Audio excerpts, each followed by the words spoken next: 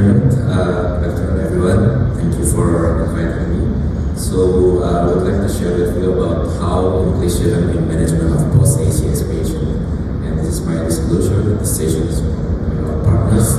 So, we already know that data from American Heart Association showing that in the last minutes, more than 30 patients died due to MI and stroke. And actually, those who already have MI or stroke will have an increased risk of to have recurrent 6 to 9 fold increase earlier in the first year. So the first year post-acute coronary syndrome period is considered to be the most vulnerable period of this patient to have recurrent MI and also recurrent other means. So I think the evidence showing that the contribution of LDL-C receptor as well as the Lp(a) to cause the ASCVD, and as top modifiable risk factors for ASCVD along with hypertension, obesity, and smoking, the concentration to treat the LDL-C as low as possible due to according to the risk stratification is very important. So both magnitude and also the duration of the LDL-C exposure are actually the key predictor of the risk for the atherosclerosis. You can see in this very nice graph that the higher exposure to the LDL-C and also the duration will decrease the average age for the initial myocardial infarction event into the less than 40 years old in the individual with the risk of ASCVD. So meta-analysis from most of the randomized trial of statin therapy showing that the risk reduction can be occurred up to 25% in all major vascular events for every 1 millimole per liter decrease in LDL-C cholesterol. The statin cardiovascular outcomes, as already mentioned by Dr. Daniel previously, reflecting the risk reduction in cardiovascular event independent to the baseline LDL-C and then independent of the baseline cardiovascular risk. However, while intensifying statin therapy provides the severe risk reduction, we still can observe the residual risk because there is very tight recommendation that strongly suggested by the guidelines that for those with very high cardiovascular risk, we should reduce the LDL-C below 55 milligram per deciliter with the reduction more than 50%. And this already showing that in the very high-risk patient defined by the clinical ASCVD documented by imaging, and then the 10 years risk of fatal CVD more than 10%, or the patient having the familial hypercholesterolemia and severe chronic coronary disease, and also the patient with diabetes mellitus. However, only 18 to 30% actually reach this target of LDL-C cholesterol level. The latest data from INTER-ASPIRE study, while the Asia Pacific region actually represented by data from Indonesia, Singapore, Malaysia, Philippines, and China, showing that only less than 17% of this population having the target LDL less than 70. So the evidence from the Da Vinci study showing that with the combination of statin, ezetimibe, and PCSK9 inhibitor can reach the highest proportion of the achievement of target LDL-C cholesterol as much as 57% as compared to the monotherapy of statin and also combination with ezetimibe only. So let me remind us again about how Inclisiran works. So this is a bit busy slide, but don't worry. Just keep remember that there is a protein called PCSK9 that works in degrade the LDL receptor in the liver, and the Inclisiran inhibits this protein. So this LDL-C receptor will increase in the liver and may absorb LDL and increase the uptake by hepatocyte, resulting in reduced circulating level of LDL-C cholesterol. And what is the difference between this Inclisiran with the monoclonal antibodies? That Inclisiran is linked to this specific ligand called GA-INEC, which specifically binds to the receptor primarily found on hepatocytes.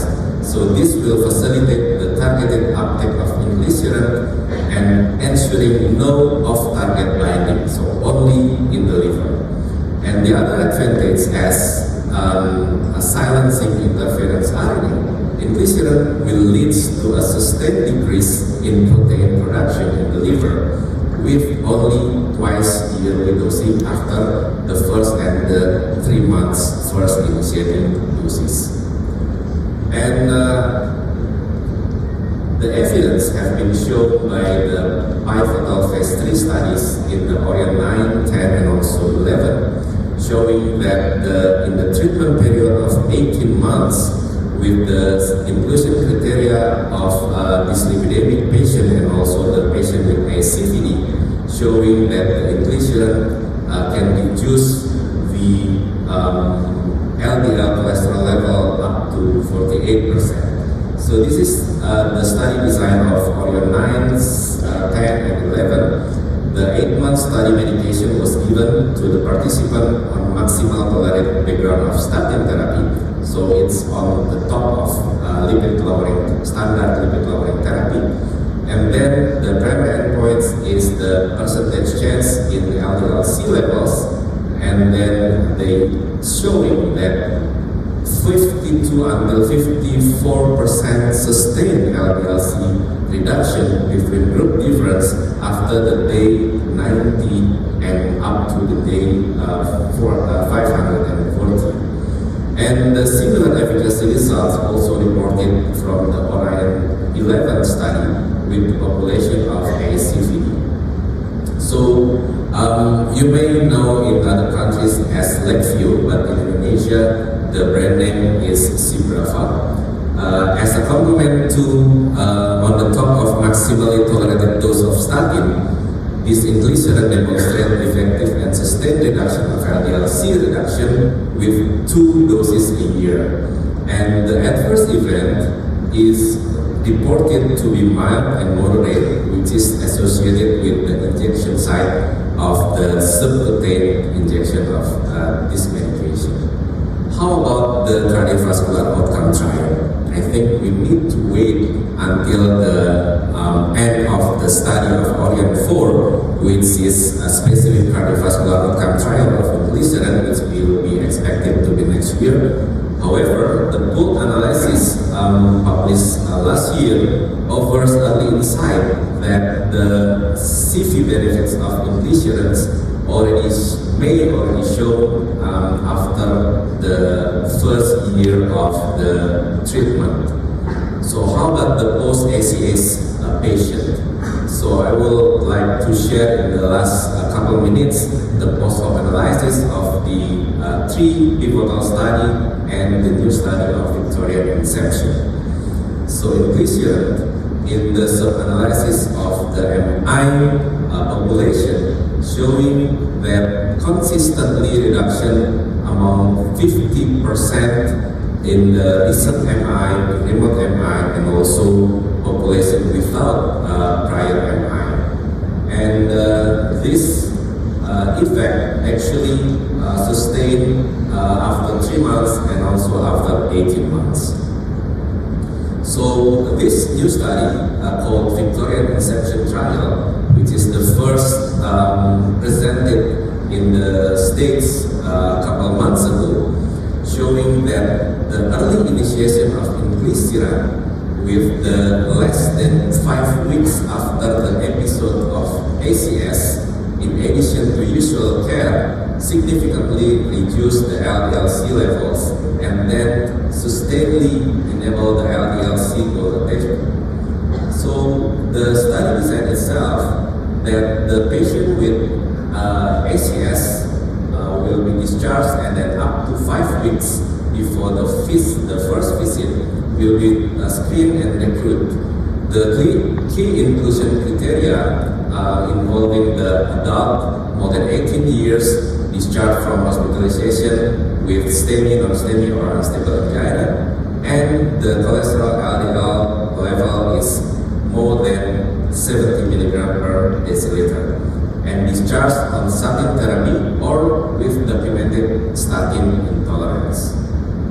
So the endpoint is the percentage change in LDL-C from baseline to 11 months, and then the achievement of LDL-C less than 70 milligram per deciliter. The baseline characteristics showing that in both groups there is no significant difference, and as we can appreciate that the baseline LDL-C is around 83 to 85 milligrams per deciliter. And on the day 90 after treatment, we can observe that the reduction of LDL-C around 48% as compared to usual care alone, and this decrease is sustained until the 11th month of the treatment, which is showing about 45% reduction of the LDL-C level. And significantly more participants can achieve the LDL-C goals of less than 70 milligram per deciliter and also less than 55 milligram per deciliter with the Inclisiran and usual care as compared to only usual care. So the interesting point is that this study also observed that the pattern of the doctor who treat the patient, showing that the high intensity treatment is decreased from the baseline into the 11th month of both treatment arms, showing that the use of statin combination therapy increased in the usual care arm from the baseline and unchanged in the Inclisiran plus usual care arm.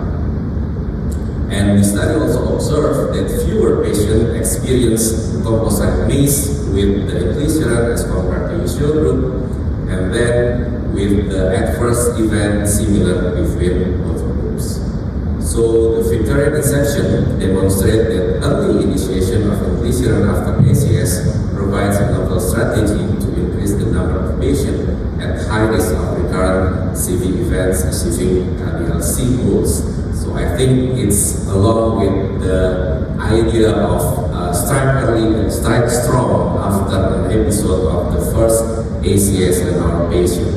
And this twice yearly maintenance dosing is expected to minimize the adherence burden and support the long-term control of the LDL-C. And lastly, Dr. Daniel already mentioned, this just published guideline this year that the management of lipid lowering therapy for patients with ACS, recommending the adding of the non-statin LDL lowering therapy if the patient already on maximally tolerated statin regimen or intolerant with statin. So, Mr. Chairman and colleagues, that we know that ACS is highly vulnerable, and then this data with Inclisiran showing the well-tolerated safety profile and providing the maximum reduction of LDL-C cholesterol by using twice dosing yearly. Thank you very much for your attention. Thank you very much for the interesting introduction of new horizon and new drugs in lipid lowering drugs. First of all, I would like to thank Novartis Pharma and also Aurigen Pharma for supporting APEC in Bali, especially with this interesting session.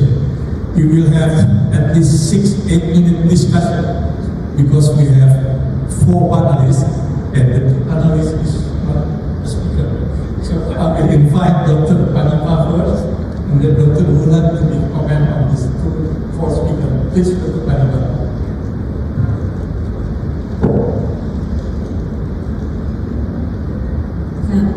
Thank you. So very nice lecture that I have. So I think I have a question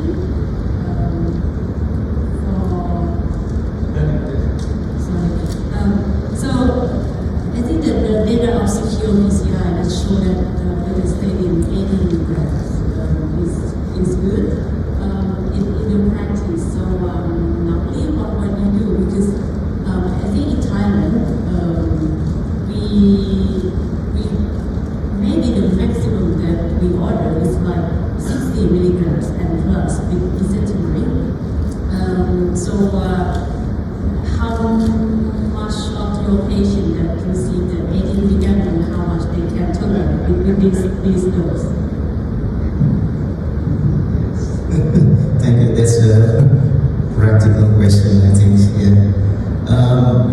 Yes, even though our guidelines provide 40 up to 80 milligrams, but currently as a practical,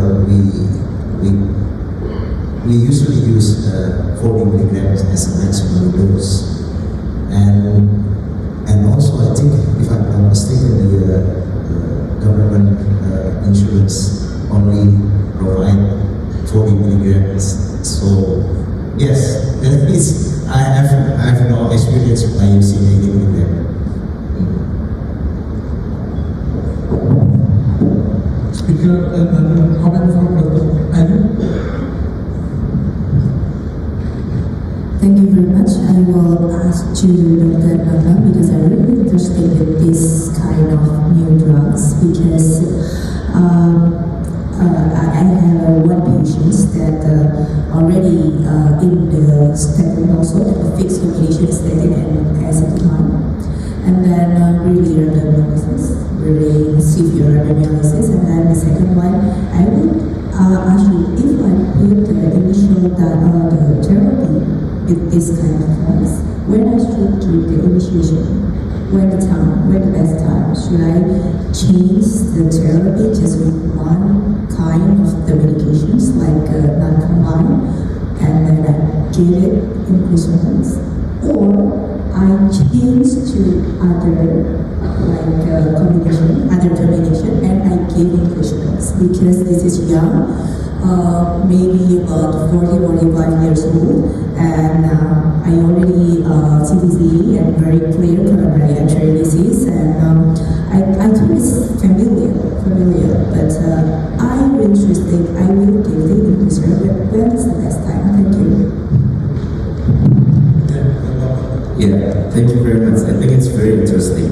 However, we don't have yet the result of mono treatment with Inclisiran. The study is still ongoing, so we have to wait for the efficacy of monotherapy in the primary differential. Yeah. However, in your case, I think there is two options. You can start the combination because if I'm not wrong, interpreting that your patient is not tolerant to the statin, right? So the option is the non-statin medication with acetylcholine. But I think if familial hypercholesterolemia, acetylcholine only will not work. So probably the combination of acetylcholine with Inclisiran or Inclisiran monotherapy. However, we don't have the data from the study because it's still ongoing study. Thank you. More comment from Dr. Krishnathan? Can I add? So this patient has low class FH and cannot tolerate statins. So I'll check the alpha A. So the alpha A is elevated. We know that statins doesn't do anything much to mitigate risk. So the PCSK9 inhibitors will reduce by 25%. That is one thing. In Singapore, we have bempedoic acid, so that's something we consider for statin intolerant patients. But from experience, it brings down by about 30%. So monotherapy, I think, is about 50% from the original baseline. So it goes back to what the LDL target that you sell for this patient to be. So it's FH, we want to be for 1.8, and then you see how to adjust the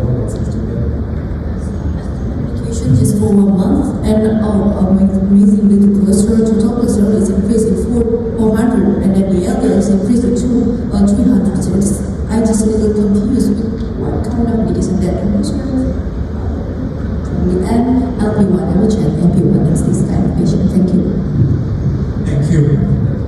If we have 3 minutes, I would like to raise the issue. I mean, in my generation, it's always questionable whether the LPA laboratory test was already standardized in all countries or laboratory. And that's the question sometimes compared to earlier, direct measurement of LPA is definitely the same.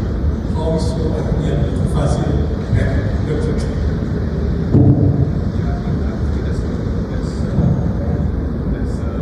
So I think we use the numbers, this is better compared to using milligrams per deciliter. So I hope, I mean, I'm not quite the details how actually it is, but I think it's recommended to use numbers. So I think that is where I would try, but even the actual levels of how, what is the best cutoff, so we're not very sure yet. I think there's a lot of studies going on, just a link to Melina as well, I think to share data, because there's not much data on it. Data here and there, but not combined, because there's so many things that we didn't understand. Cutoff values, how you measure, how it changes, and specific age as well. So there are a lot of studies needs to be done. I think it's a very even the other way I use LPA as well. You know that in Malaysia, everyone's got high cholesterol. You check that. You know, I don't know about Singapore, Indonesia, but everyone high. And then they're 30 years old. Yeah, everything is food is great. So sometimes the question is when you start injection steps. So we always advise lifestyle changes, diet. One thing if the LDL is very high, say over 4 or 5, I will check LPA. So that will push me, even though they are young, 2 years old, the LPA is positive, I will start earlier. Because William said LPA is genetically determined. So we cannot say anything. I have a different problem. So I've got young patients with normal LDL, but high LDA, and now they come to me, they panic. I look at them. So young ladies in 25 years, normal, I mean definitely normal corridors, good risk factor control and everything. And they're panicking, what do I do? High LDA. The second thing they're worried about is insurance. Does this affect my insurance? Because the word genetic is there. So I think as what Dr. Fela said, we are starting to learn more about this thing. We see a correlation that an increased level does increase the risk, but how we really use it, I think we still need more data to really guide. So that's why there's a bit of a lag in acceptance. From my understanding with regards to the units, so the milligram per deciliter versus the nanomoles depends on how the lab tests for it. So the correct answer is it should be nanomoles per liter, but the lab may not want to do it because the assay they use is more, like, this one we check in Singapore, more expensive. Yeah, so they use the cheaper version, which is the milligram per deciliter, better than nothing. I think the take-home message is that if that's elevated, it tells you that the patient in front of you has a higher risk. You have to watch the patient closely. How you do it, whether you want to use PCSK9, you want to neg again, you want to do what, it's between you and the patient, but it gives you the extra clue from a simple biomarker test. That, hey, this guy is high risk. You have to be careful because down the road, the data suggests he will get another event in the next 5 to 10 years. We must treat him differently from the other patient as a normal activity. Thank you all the speakers for this interesting topic because I want to have fun because we're already 10 minutes in. Okay, short question. Because for some patient who doesn't want to take medication, they go for a calcium screening, and they say we don't have zero calcium score. So what would be the outcome? And I want to really believe in calcium score for risk assessment because we know from a lot of studies that as high as 60 to 20% of patients with lipid-rich plaque, which is the vulnerable plaque, we know have a normal calcium score. So it gives them a false sense of assurance. So I will not, in this day and age, not use calcium score. I'll still use LPA to guide the person risk because pathophysiologically, you know that LPA increases risk of thrombosis, inflammation, and arteriogenicity. So comparing radiation to blood tests, I will choose blood tests, it's easier. If it's elevated, then I will tell the patient that you are high risk, be careful. Thank you all speakers and panelists for this interesting topic. I